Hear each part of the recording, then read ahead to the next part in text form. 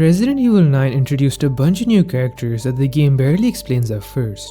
But if you actually pay attention to the environments, the files, and some of the smaller details, the game quietly tells you way more about them than you'd expect.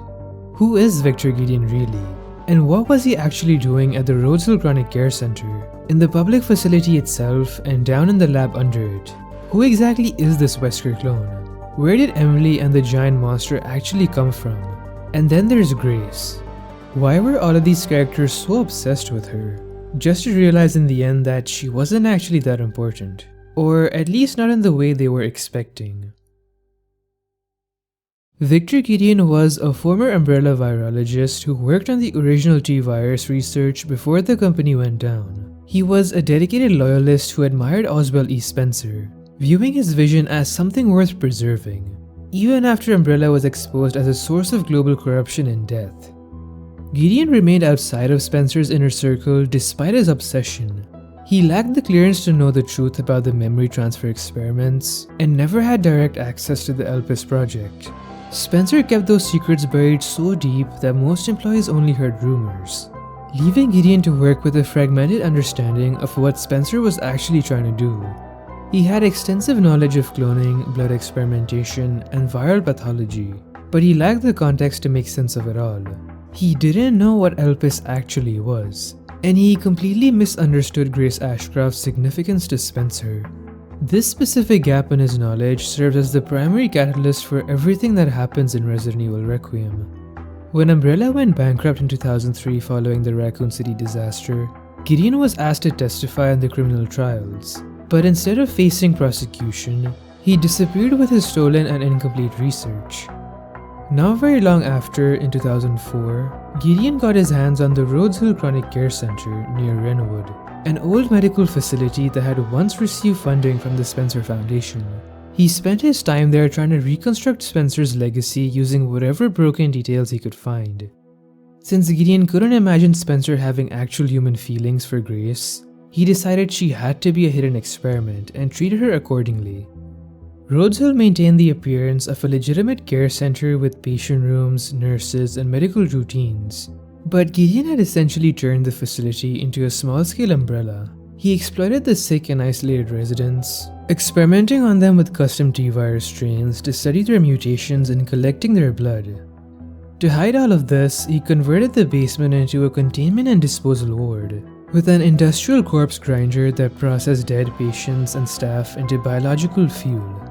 The staff continued their work even as the facility became a machine for harvesting bodies. Senior administrators like Bennett kept the records and security moving. Others, like the security guard Harry, recognized that Gideon was unstable and dangerous, but they stayed anyway because the money was probably worth the risk. Code 6 was a deliberate purge. Gideon used the facility to release a specific strain of his modified T-virus, exposing every staff member and patient in the building. The infected inside Rhodes Hill clearly showed that the hosts weren't completely gone. Instead, the infection preserved parts of their memory, routines, and personality. So unlike older T-virus strains that just made walking corpses, these victims were trapped inside exaggerated versions of their former lives. The Jackson twins are a clear example of this process. Thomas and Timothy previously suffered from severe eating disorders, which doctors tried to treat through surgeries that left them in a state of permanent hunger. Gideon's virus amplified this condition, expanding their bodies into massive creatures known as chunks.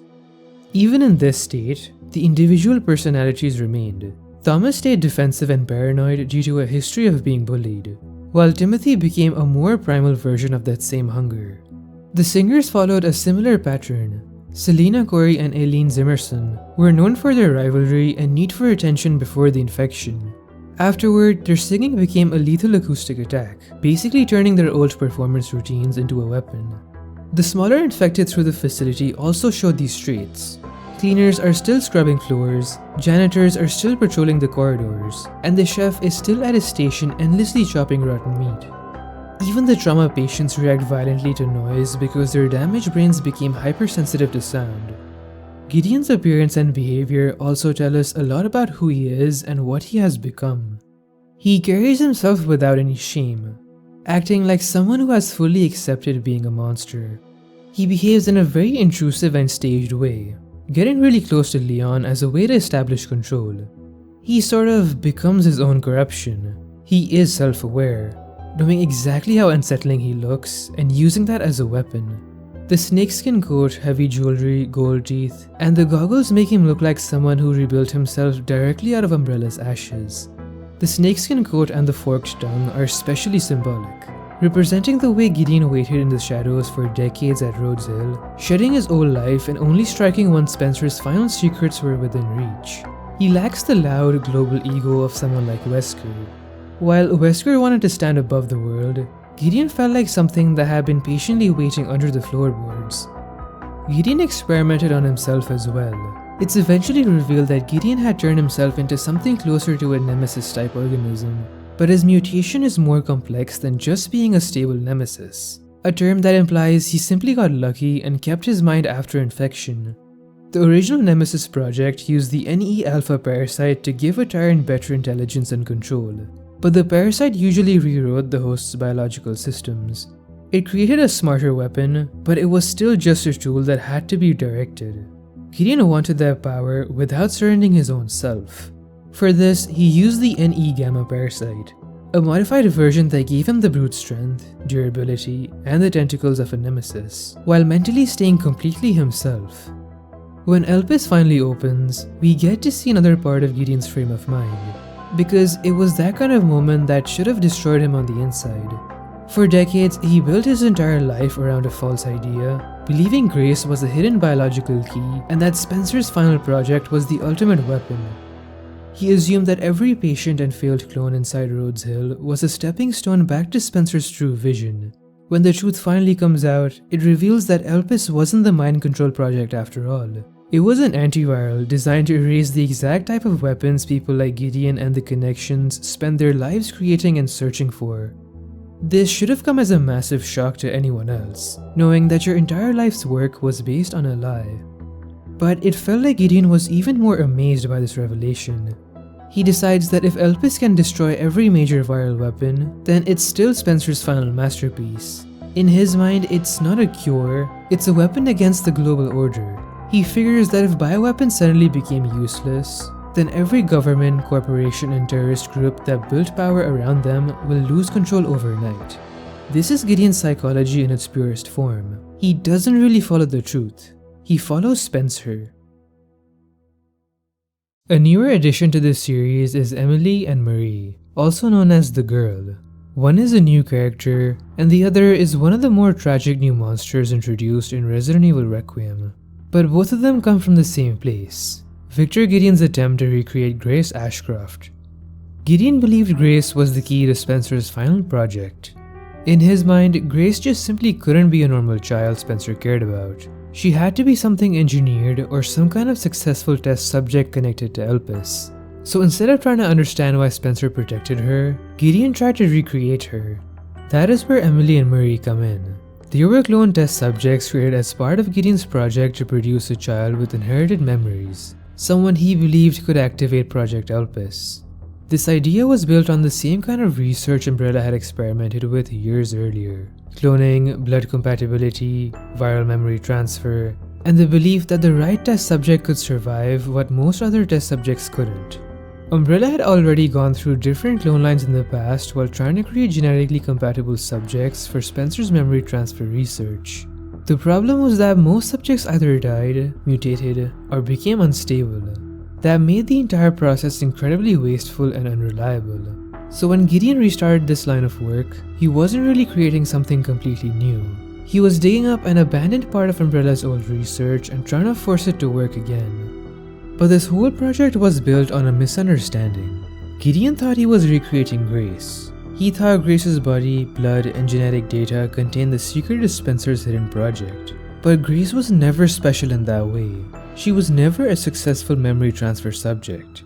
She was just a normal child Spencer had adopted and protected near the end of his life. So Emily and Marie were born from a false assumption.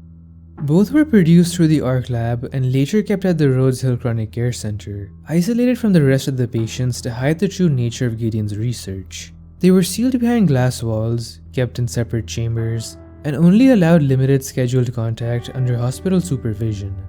They were essentially children raised inside an experiment. They were close to each other and seemed to have formed a bond despite the conditions they were trapped in. Emily was created through the connections in their pursuit of Elpis and brought to Rhodes Hill for continued observation. During one of the experiments performed on her, she developed severe cataracts and was blinded. Instead of treating that as a tragedy, the staff simply adapted around it. They taught her Braille to keep her occupied and continued studying her as a part of the project. Marie, on the other hand, just like Emily, was part of the same cloning effort, but her condition became much worse. At some point in 2026, Gideon injected her with infected mixed blood in an attempt to trigger the memory inheritance he was looking for. The experiment gave her increased strength, but didn't produce the results Gideon wanted. There was still no proof that she had inherited the memories or knowledge needed to unlock Elpis. Instead, Marie became incredibly unstable and ended up mutating her body, making her extremely sensitive to light. As her condition worsened, staff planned to euthanize her if they could contain her, but she escaped before they could finish that plan. She burrowed through the concrete wall of her cell and disappeared into the basement tunnels. The staff tried to deal with her by setting up high-intensity UV lights in the basement, hoping to trap or neutralize her because of her extreme sensitivity to light. But before they could fully carry out the plan, Marie killed them one by one and effectively took control of the basement. But Marie wasn't completely gone. She retained fragments of who she had been. She still had intelligence. She could problem solve. She still had a childlike connection to dolls, and most importantly, she still seemed to recognize or care about Emily in some broken way.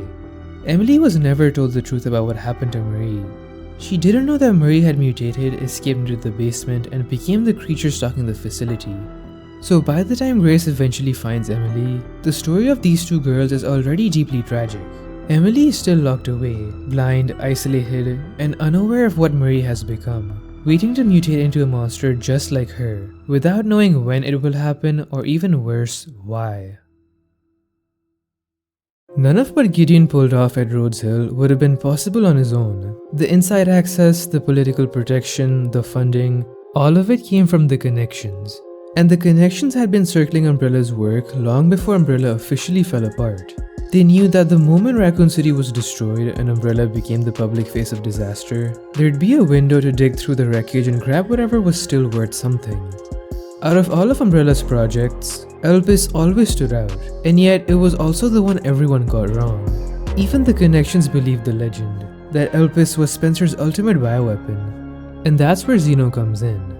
Zeno was one of the connection's most important agents, basically the modern face of the whole organization. Gideon was the scientist trying to resurrect Spencer's vision through pure obsession.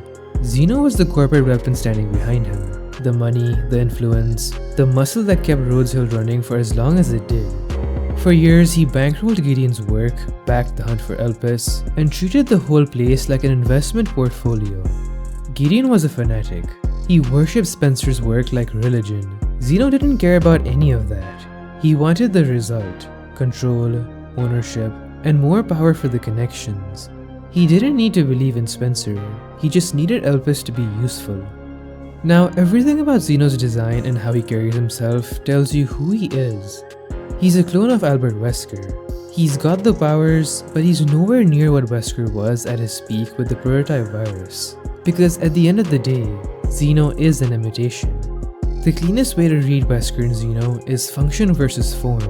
Wesker was function. Everything he did was practical, stripped down, for a reason. Zeno is form. He's more theatrical. Wesker wore plain black tactical gear.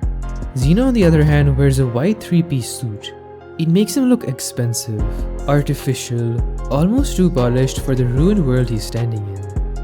An interesting part about cloning in Resident Evil 9 is that the clones seem to inherit the essence of the original while still developing their own personality. You can see the same thing in the Commander. There's a real chance he's a clone of HUNK, because he sounds exactly like HUNK, but he never acted with the same cold decisiveness. That gap is why a chunk of the community still argues he isn't actually HUNK at all. But then again, knowing how Capcom is, this theory might just age poorly. And that's how Zeno and Wesker diverge from each other. They are so similar, but so different at the same time. Even after becoming superior beings, both of them kept something human underneath. For Wesker, it was his pride and hubris that got him killed. He was so sure he was above everyone else and that nothing could stop him, that he went blind to the weakness that eventually got him exploited. Because no matter how powerful he got, he was still man-made. Zeno is a little bit more self-aware than that. He knows not to gloat or play superior when there's no reason to. But his blind spot is greed. He waited years and burned millions chasing Elpis, so when the moment came, he stopped questioning anything. He moved impulsively with no patience left. And when he finally uses Elpis, it turns out to be nothing like what he thought it was. And that's what ends him. They're also biologically different. A huge reason Wesker became as powerful as he did is that his genetics were unique. He was immune to the viruses he pumped into himself, or he only got stronger from them. He came out flawless, just like he was engineered to be. Zeno didn't. He shows signs of Raccoon City syndrome, the black bruising that comes with it, which suggests that clones aren't exact replicas after all. Even the guns tell the story. Wesker used a normal semi-automatic pistol, fast, reliable, practical. Zeno carries a break-action single-shot pistol called Redemption, but it's wildly impractical because he has to reload after every single shot. It's not a real combat weapon in the usual sense. It's just like him, theatrical, almost like when you want every shot to feel like a statement. His fake calm is the other thing that separates him from Gideon. Gideon is strange, invasive, and openly monstrous. Zeno is more controlled. He never needs to raise his voice. The connections have the money, the research, the soldiers, and the facilities. As far as he's concerned, Grace is just the key that opens the final door. That whole dynamic tells you everything about them. Zeno sees Elpis as a business asset and a path to control. Gideon sees it as Spencer's final truth. So the second Zeno loses his power and starts to panic, Gideon stops respecting him entirely. To Gideon, Zeno was never a real heir to Spencer's vision, just an imitation. A copy of Wesker without the will, the vision, or the superiority to back it up. Zeno is what Wesker's image looks like when a corporation copies it. He's got the face, the voice, the suit, the powers, the confidence. What he doesn't have is the one thing that made Wesker actually dangerous: his own ambition. Wesker wanted to remake the entire world in his image. Zeno just wants to hand a finished product to the connections. His background gives him a lot of power, but his soul is what makes him completely hollow from the inside. Sorry, but I don't have time to spare. And then we finally have the new main character, Grace Ashcroft. A lot of people misunderstand Grace's character, but those who get her right understand exactly why she is the way she is. She's socially awkward and afraid of confrontation, but that doesn't mean she lacks a strong moral compass. Grace is the adopted daughter of Alyssa Ashcroft, but her story actually begins with Spencer. When Grace was just a baby, Spencer adopted her and raised her as a normal child, a shocking deviation from his usual behavior. Because of this, outsiders like Gideon assumed Grace was some sort of special project. Technically, she was a project for Spencer, but an emotional one rather than a scientific one. She was a completely normal human child, not a lab experiment or a test subject. Right before his death, Spencer handed Grace over to Alyssa Ashcroft to be adopted. As an investigative journalist who helped bring down Umbrella, Alyssa was a seasoned veteran of the company's past atrocities and had survived her own traumatic experiences before Raccoon City's destruction. Consequently, Alyssa was deeply paranoid that people were hunting them, especially since she was now raising a child given to her directly by Umbrella's founder. Leveraging her freelance remote work, the pair constantly moved place to place. Never staying in one spot long enough prevented Grace from forming meaningful friendships or experiencing the social environments necessary to build self-confidence. This isolating childhood turned her into an anxious, stress-ridden person as she grew older. 8 years before the events of Resident Evil 9, Gideon finally tracked Grace down and sent an assassin who managed to kill Alyssa, but failed to kidnap Grace. Following her mother's tragic death, Grace joined the FBI as an intelligence analyst, despite having no prior background. While her training focused heavily on data analytics, she also underwent standard firearms training. Despite this, her superior Nathan Dempsey still viewed her strictly as a good technical analyst who lacked real-world field experience. Since her mother's murder, Grace had become a total recluse. spending her days buried in bureau work and her free time isolated in her apartment. Because she refused to make eye contact with people, Gideon found it difficult to approach her, so he hired a private detective to monitor her every move. To finally draw Grace out, Gideon had his financier Zeno use his connections within the government to hand a specific investigation over to the FBI. They ensured Grace was assigned to the case, investigating the abandoned, partially burnt Renwood Hotel, the exact place where her mother was killed. Gideon had planted a body of a Raccoon City survivor here to lure Grace in. This is where the main story of Resident Evil 9 begins. Throughout the game, Grace undergoes a massive transformation. Though she spends much of her journey terrified and confused, she slowly realizes that a time will come when her decisions truly carry weight. By the end, when she is the only thing standing between the world and Elpis, she faces the biggest choice of her life. For the first time, we see her speaking clearly, firmly, and without a stutter. Because now, she finally knows the absolute truth. Grace's character development demonstrates the impact a single person can make when they truly believe in something, holding on to the hope that they can overcome their past and achieve what they were always meant to. Resident Evil Requiem has a lot of characters who are completely new or barely had a backstory before, making it hard for players to figure out where Capcom is actually going with the story. The game sort of just throws you right into the middle of the action, and leaves you to make sense of everything on your own. Because of that, the story can feel rushed and confusing, but from what we can see, this game is definitely a setup for the final mainline Resident Evil game, even if it finally finishes off Umbrella's part of the story.